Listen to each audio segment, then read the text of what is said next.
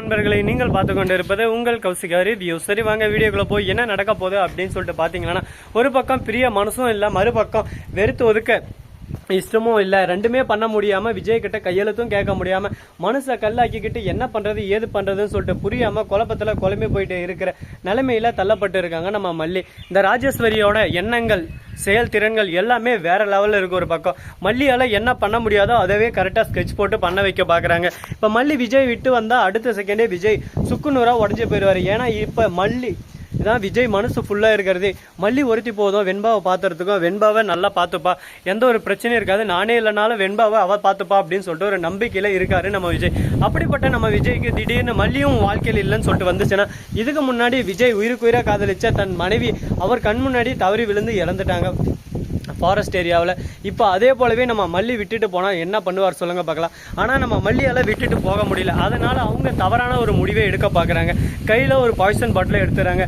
இதுக்கு மேலே யாருக்கும் தொந்தரவாக இருக்கக்கூடாது. ஒரு பக்கம் ராஜேஸ்வரி ஃபோன் பண்ணி என்னடி சிறுக்கு என்னை எப்படி ஏமாற்ற பார்க்குறேன், இப்போயே போலீஸ் ஸ்டேஷனில் போயிட்டு விஜய் மேலே கேஸை போட்டு விஜய் உள்ள தள்ள போகிறேன், இவனால் என்ன பண்ண முடியுமோ பண்ணி கொடி, உன் வேலையை காட்டிட்டல அந்த அன்னபூர்ணி அதுவும் சித்திக்கிட்ட போய் சொல்லிக்கிற எல்லாத்தையும் என்ன பண்ணுறதுன்னு சொல்லிட்டு புரியாமல் ஒரு பக்கம் நான் இதெல்லாம் பண்ணலைங்க, நான் இதை எல்லாமே சொல்லலை, அவங்களுக்கு எப்படி தெரிஞ்சுன்னு எனக்கு தெரியாது, அப்புறம் எப்படி அவரை எப்படி தெரிஞ்சுன்னு சொல்லிட்டு என்ன கேட்குறேன்.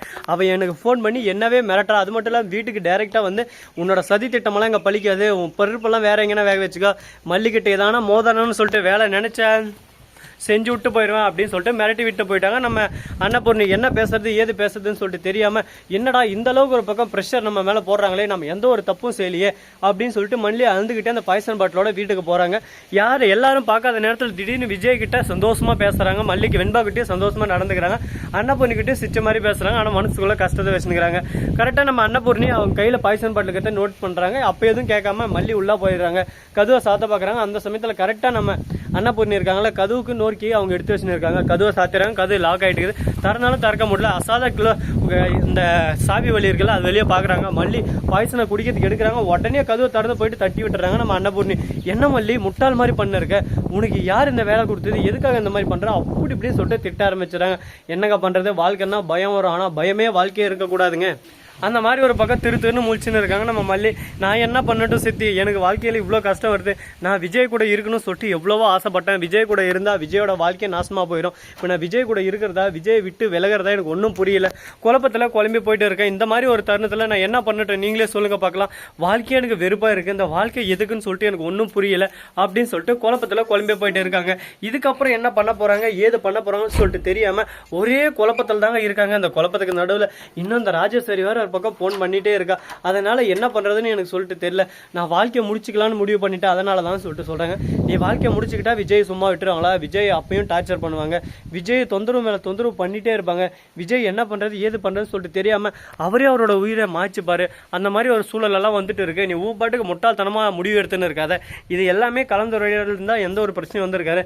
எப்படி அவன் நினைச்சா கேஸ் போட்ட முடியுமா, என்ன முட்டாள் மாதிரி பேசினுக்கிற மாதிரி. எல்லாத்துக்கும் ஒரு வாய்ப்புன்னு ஒன்று இருக்கும். அது போலதான் கேஸ் போட்டு இருந்தா இந்நேரம் விஜய் உள்ள தள்ளிட்டு இருப்பாங்க. விஜய் மேல எந்த ஒரு தப்பு இல்லாதனால விஜய் வெளியே விட்டு இருக்காங்க. இப்ப மேல்முறையீடு பண்ணாலும் விஜய் மேல தப்பு இல்லைன்றது தெரிய வந்துடும். அதுக்கப்புறம் எப்படி விஜய் உள்ள வச்சுன்னு இருப்பாங்க சொல்லு பார்க்கலாம் அப்படின்னு சொல்லிட்டு கேள்வி கரெக்டான கேள்வியா கேட்கறாங்க. இதுக்கு பதில் எதுவுமே அவங்க கையில இல்லை. ஆமா அவங்க சொல்றது எல்லாமே கரெக்ட் தான், கரெக்டான விஷயத்தை தான் சொல்றாங்க. இதுக்கு நம்ம கிட்ட என்ன பதில் இருக்கு, இதை நம்ம எதுவுமே சொல்ல முடியாதே அப்படின்னு சொல்லிட்டு முழிக்கிறாங்க திருத்துன்னு ஒரு பக்கம். இதுக்கு தாங்க சொல்றது, என்ன செய்தாரே ஒருவர் அவர் நாமும் நன்மை செய்து விடல்.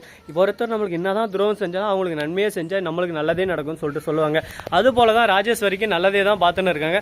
ஆனா அந்த கேடு கெட்ட ராஜேஸ்வரி எப்போ பார்த்தாலும் இதான ஒரு பிரச்சனையை உருவாக்கிக்கிட்டு எந்த வழியிலனா வந்து நம்மளை அழிச்சிடணும்னு சொல்லிட்டு நினைச்சுனே இருக்கா. எதுக்குடா அவளுக்கு இந்த வேலை, ஏன் இந்த மாதிரி பண்றா அப்படின்னு சொல்லிட்டு பாத்தீங்கன்னா, அவளை பொறுத்த வரைக்கும் யாரும் நிம்மதியா வாழக்கூடாதுங்க. யாரனா நிம்மதியா வாழ்ந்தாவே கண்ணு பொறுக்காது. அவ்வளோ பெரிய கேடு கெட்ட என்ன ஆகுது. ஸோ நண்பர்களே, இந்த வீடியோ பிடிச்சிருந்தா லைக் பண்ணுங்க, கமெண்ட் பண்ணுங்க, ஷேர் பண்ணுங்க, டிண்டிங் பெல்லை தட்டி விட்டு போங்க. அப்பதான் நாம போற அடுத்த வீடியோ உடனுக்குடன் வரும். மிக்க நன்றி. தேங்க்ஸ் ஃபார் வாட்சிங். Tata, see you. நன்றி, வணக்கம், வந்தனம், வருக தருக.